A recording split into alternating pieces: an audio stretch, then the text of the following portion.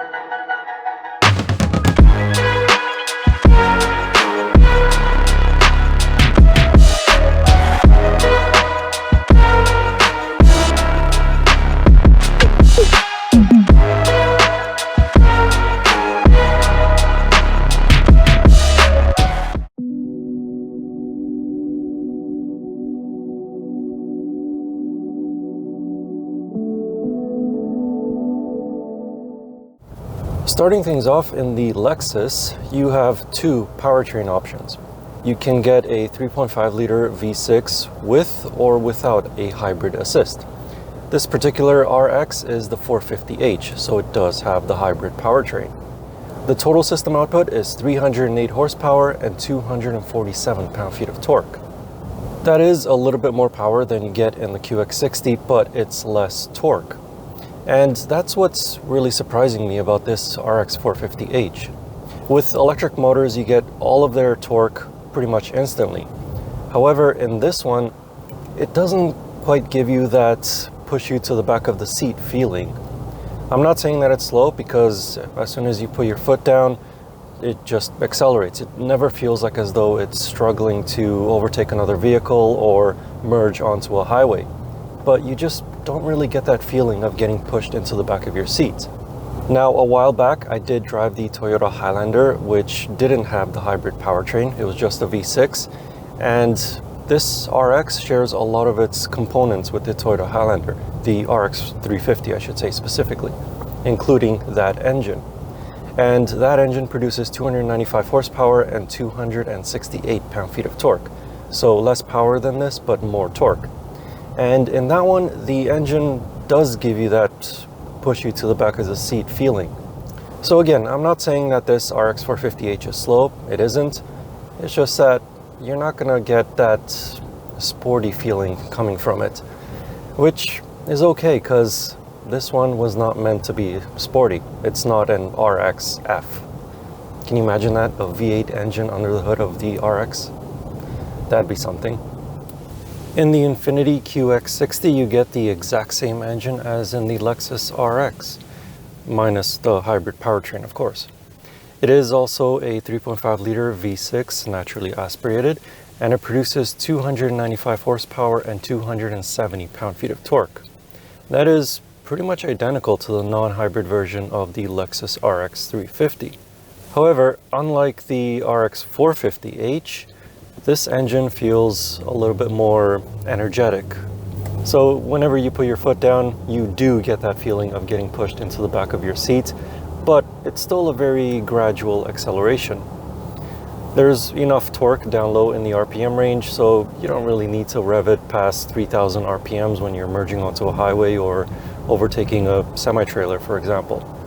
But the big news with this QX60 is that it no longer has a CVT automatic. It now gets a 9-speed automatic. In everyday driving situations, the transmission shifts are very smooth and pretty much imperceivable.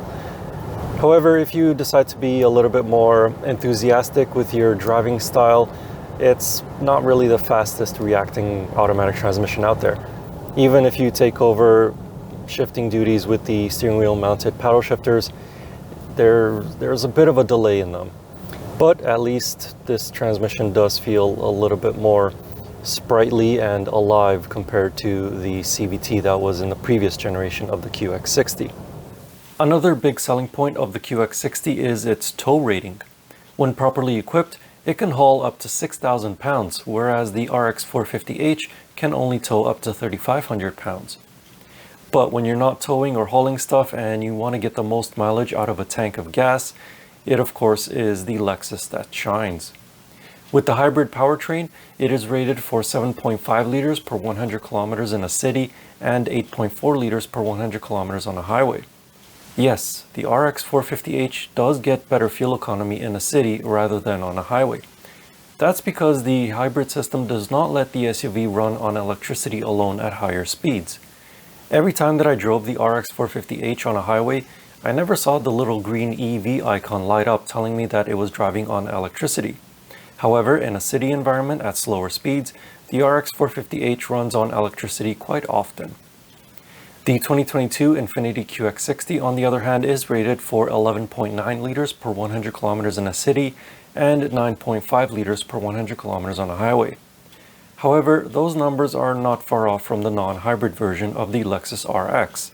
In fact, the QX60 gets better city fuel economy, but slightly worse highway fuel economy than the non-hybrid RX350. Paired with the V6 hybrid in this RX450h is a CVT automatic.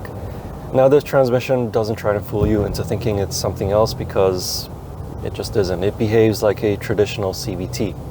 As in, it'll just hold the engine's RPMs to a certain point until you reach that speed, and then it'll drop them back down. Or the engine's just going to shut off completely and you'll drive on electricity alone.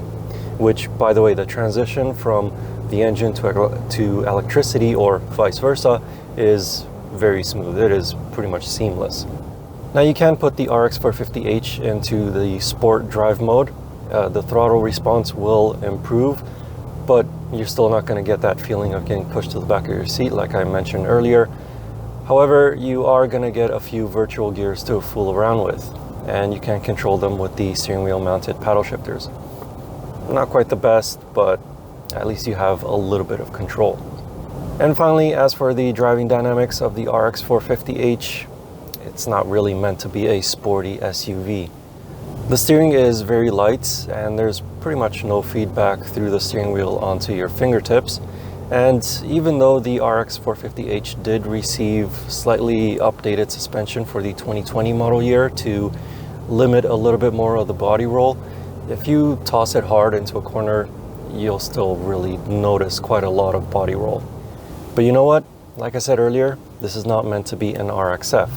This is meant to be a daily commuter. It's meant to be a family hauler to take you and your kids on a road trip. It's meant to be a city vehicle that's comfortable and saves you a lot in fuel prices.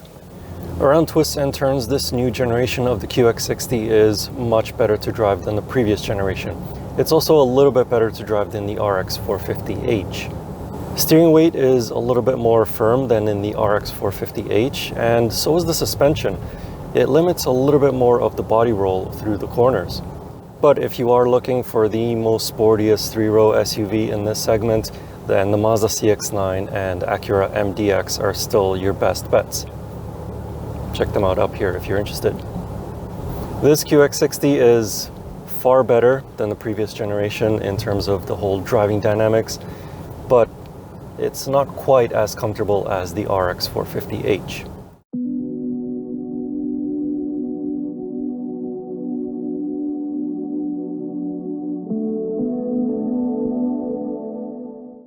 Between these two luxury SUVs, it's the Lexus RX450h that provides a slightly more supple ride.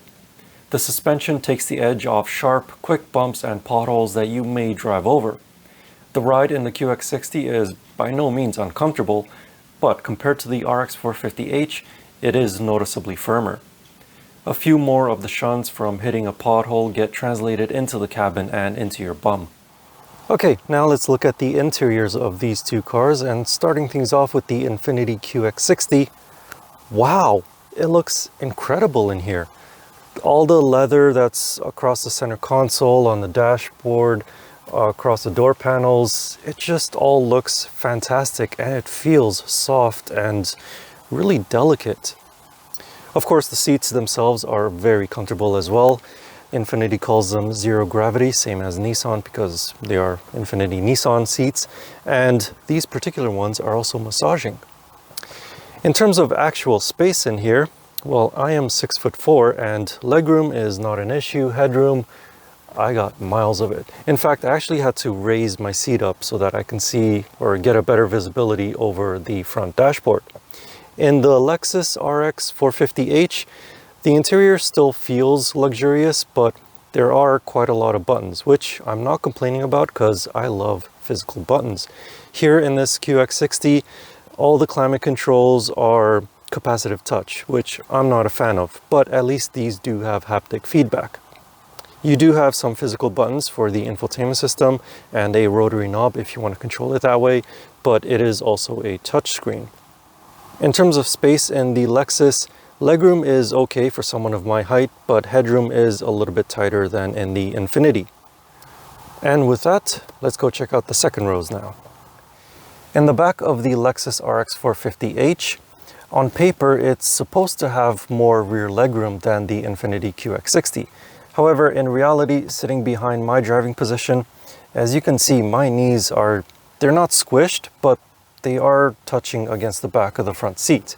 Whereas in the Infiniti QX60, I have about maybe a finger's width of space between my knees and, again, my own driving position. Headroom in the Lexus is on the tight side compared to the Infiniti. However, if you go for the RX350L or 450HL, you're going to have even less space in the second row, and again in the third row as well compared to the Infiniti. So just something to keep in mind. But these seats, they do slide forwards and backwards, and they also recline electronically, whereas in the Infiniti, it's a lever. Both of these cars also have heated seats in the back and sunshades, and also both of them have completely flat floors. And yeah, let's check out the third row in the Infiniti, that is. As for the third row in these vehicles, I unfortunately was not able to get the RX450HL with the third row. But in this Infiniti QX60, getting into the third row is super simple. You just push this little button on the second row seat and it pops it forward. Then you have quite a lot of space to get into the third row. However, when you slide this seat all the way back, then legroom is pretty much non-existent in the third row, unless you're a kid, a really small kid that is. But if the person in the second row is a little bit more generous and they don't move the seat all the way to the back, then even 6'4" me has a pretty decent amount of leg space in the third row. Mind you, headroom is extremely tight, so I am hunching a little bit, but for a really short trip, 15-20 minutes, okay, I'll survive back here. In the trunk, the two-row Lexus RX has 453 liters of space behind the second row and 924 liters of space with the second row folded. The Infiniti QX60 has 411 liters of space behind the third row, 1,177 liters of space with the third row folded, and 2,135 liters of space with the second and third rows folded. Again, the QX60 has significantly more space than even the three-row L version of the Lexus RX.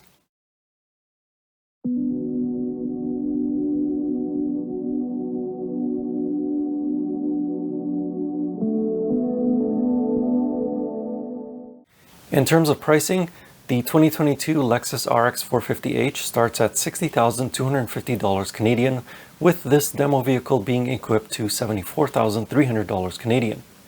The three-row L version of the Lexus RX450h starts at $77,500 Canadian.